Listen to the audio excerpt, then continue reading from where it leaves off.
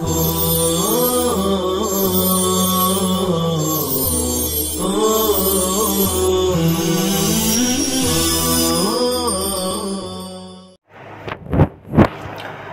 اللہ الرحمن الرحیم الحمدللہ رب العالمین والصلاة والسلام علی سید المرسلین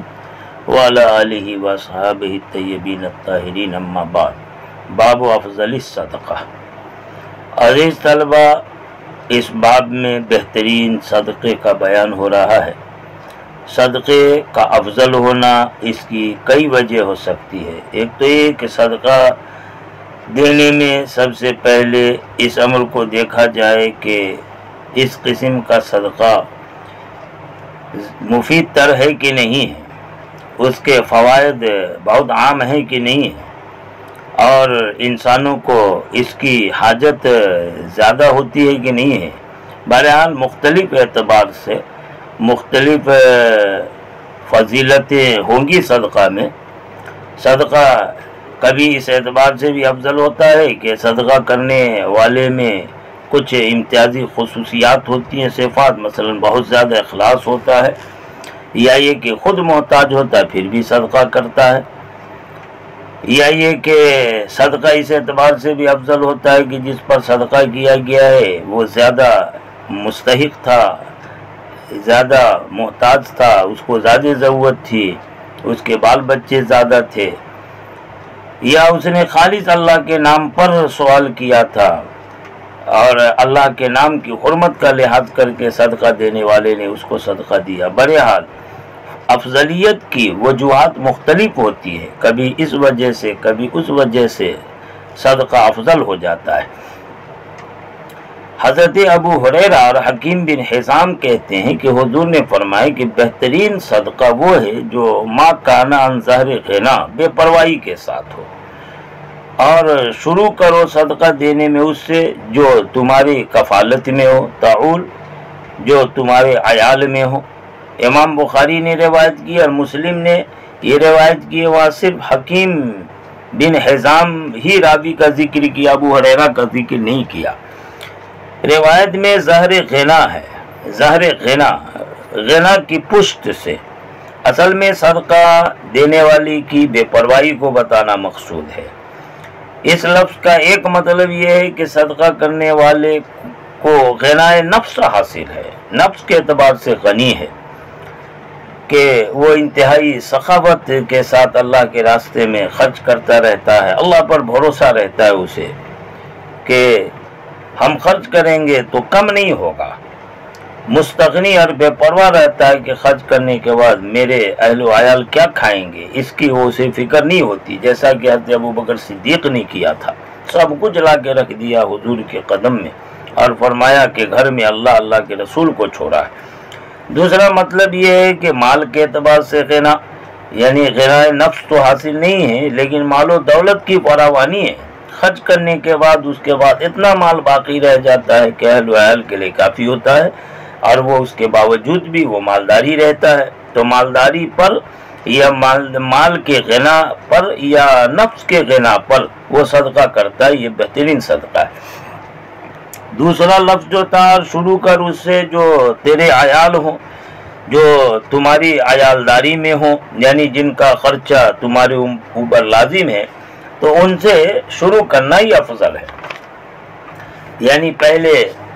اپنی جان پھر سارا جہان، اس پر عمل کرتے ہوئے پہلے اپنے گھر والوں پر، اپنے ضرورت مندوں پر خرچ کرنا۔ ایسا نہ ہو کہ اندر فاقہ رکھے اور باہر بٹوارا کرتا رہے، یہ ایسے بھی اخلاق کے مروت کے خلاف ہے۔ دوسری روایت حضرت ابو مسعود کی ہے، کہتے ہیں کہ حضور نے فرمایا کہ جب مسلمان کوئی خرچ کرتا ہے، انفق المسلم نفقہ، کوئی بھی نفقہ خرچ کا مال خرچ کرتا ہے اپنے گھر والوں پر، وہ یحتسب ہوا، اور وہ اس میں ثواب کی امید بھی رکھتا ہے، احتساب ثواب کی امید رکھتا ہے کہ یہ جو گھر والوں پر خرچ کیا ہے اس پر اللہ اجر دیں گے، چونکہ یہ واجب ذمہ داری ہے اس کو پوری کر رہا، کاندر لہو صدقہ، تو یہ گھر والے پر خرچ کرنا بھی اس کے لیے صدقہ کی طرح ہوتا ہے، اس پر بھی صدقے کا ثواب ہوتا ہے۔ آگے ابو ہریرہ کی روایت ہے، حضور نے کہا 1 دینار جو تو نے اللہ کے راستے میں خرچ کیا، یعنی اللہ کے راستے میں حج کے سفر میں، یا یہ کہ دشمنوں سے اللہ کے دین کی سربلندی میں مقابلہ کرتے ہوئے، یا یہ کہ طلب علم میں خرچ کیا، اور 1 دینار جو خرچ کیا کسی غلام کی گردن میں یعنی غلام آزاد کرنے میں، اور 1 دینار جو صدقہ کیا کسی مسکین کے اوپر، اور 1 دینار جو تو نے خرچ کیا اپنے گھر والے پر، فرمایا اعظم و اجرا، کہ ان میں سب سے زیادہ عظیم بڑا اجر والا وہ دینار ہے جو تو نے اپنے گھر والے پر خرچ کیا۔ آگے کی روایت ہے، حضرت صوبان فرماتے ہیں کہ حضور نے فرمایا کہ افضل دینار، بہترین دینار وہ ہے جس کو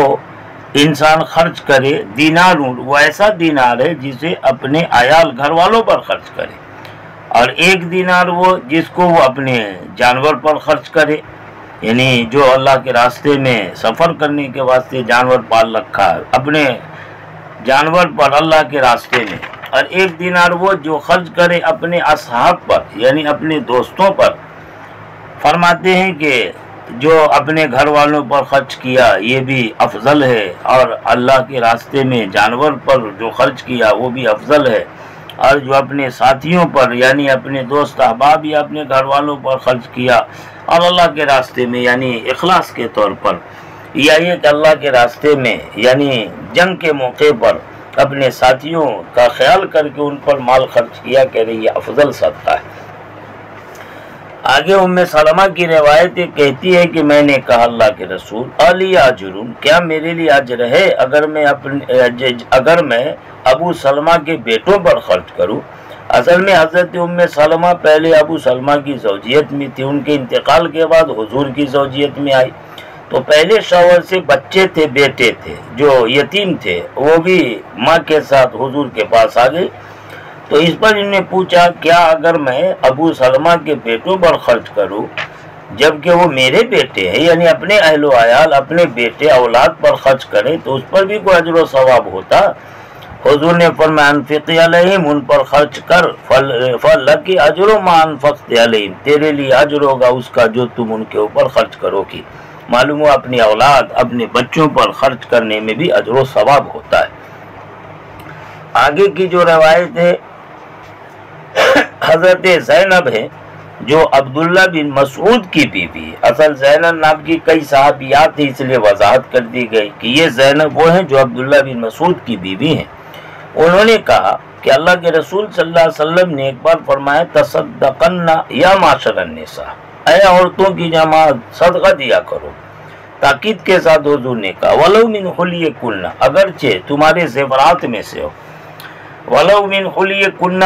اس سے احناف کا مسلک ثابت ہوتا ہے، ماقول میں وضاحت ہو چکی ہے کہ احناف کی عورتوں کے زیورات میں زکوٰۃ ہے، اسی لیے حضور نے کہا صدقہ دو اگرچہ تمہارے زیورات ہی میں سے ہو۔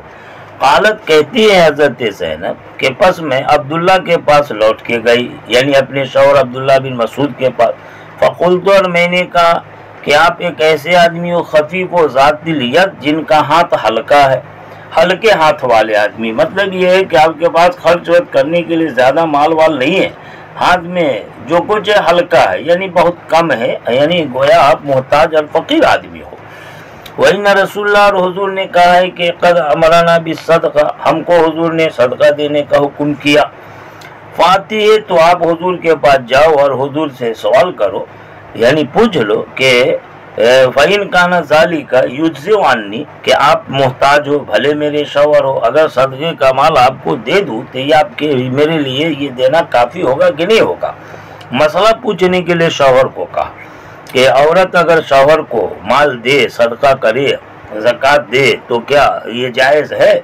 فَإِنْ كَانَ ذَلِكَ، اب اگر ایسا کرنا میری طرف سے کافی ہوگا تو ٹھیک ہے، میں آپ ہی کو دے دوں،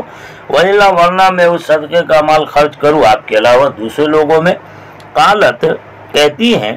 فقال علی عبداللہ، کہ مجھ سے عبداللہ نے شوہر نے کہا بلکہ تو ہی چلا جا، بلکہ تو ہی جا حضور کے بعد، تو ہی پوچھ کیا۔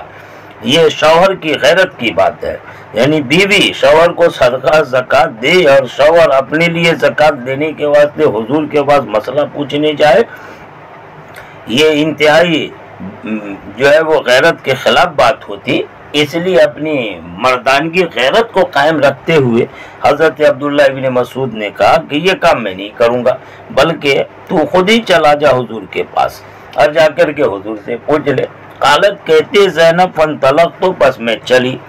پس اچانک گئی تو دیکھا انصار کی ایک عورت ہے جو حضور کے دروازے پر کھڑی ہے، حاجتی حاجت ہو، اور میری حاجت اس کی حاجت ہے، یعنی مطلب یہ ہے کہ جس مقصد سے میں آئی وہی مقصد اس کا بھی، وہ بھی اپنے شوہر کو دینے کے لیے مسئلہ پوچھنے آئی تھی۔ قالت کہتی ہے وکان رسول اللہ، اور آپ صلی اللہ علیہ وسلم قد القیت علیہ المحابہ، حضور کے اوپر ہیبت روب ڈال دیا گیا تھا، لہذا ہر کوئی اچانک حضور کے پاس آنے سے ڈرتا تھا، مرعوب ہو جاتا ہے، بس زدہ ہو جاتا تھا، اس وجہ سے ڈائریکٹ حضور کے پاس نہیں آئی کہ حضور پر ہیبت اور روب ڈال دیا گیا تھا۔ فقالت کہتی ہے فخرج علینا، بس ہمارے پاس حضرت بلال نکل کے آئے،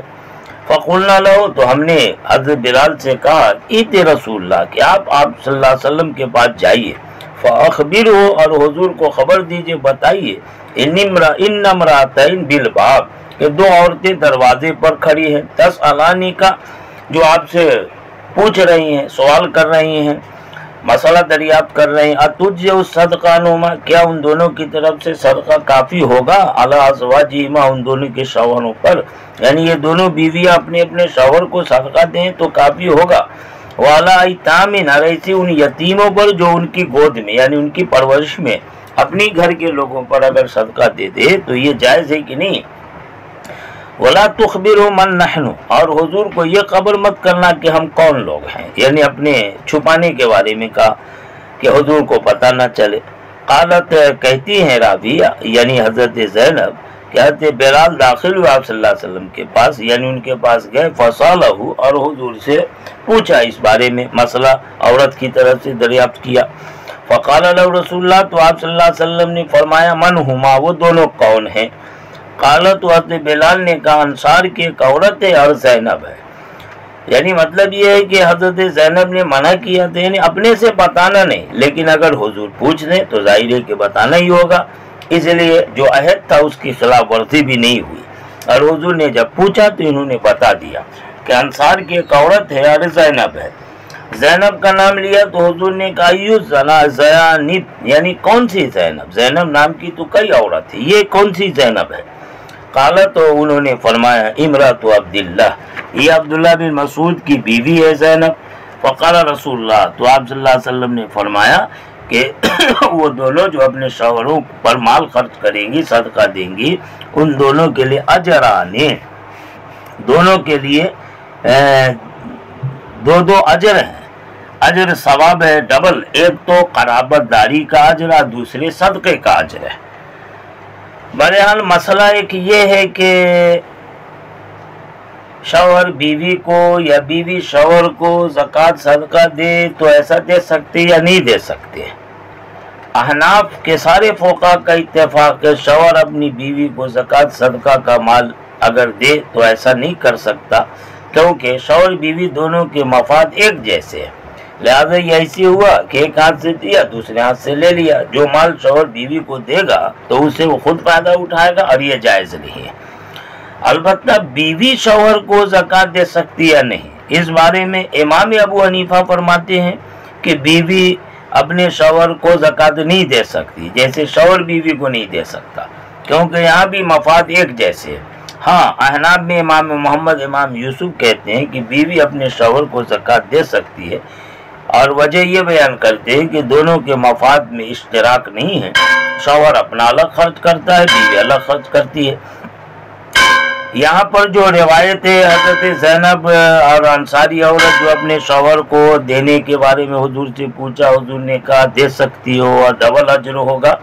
تو یہ امام ابو حنیفہ کے مسلک کے خلاف ہو رہا۔ امام حنیفہ تو بیوی شوہر کو زکوٰۃ دینے کے قائل نہیں ہے، تو اس کا جواب یہ ہے کہ یہاں زکوٰۃ واجبہ مراد نہیں ہے بلکہ صدقہ نافلہ مراد ہے۔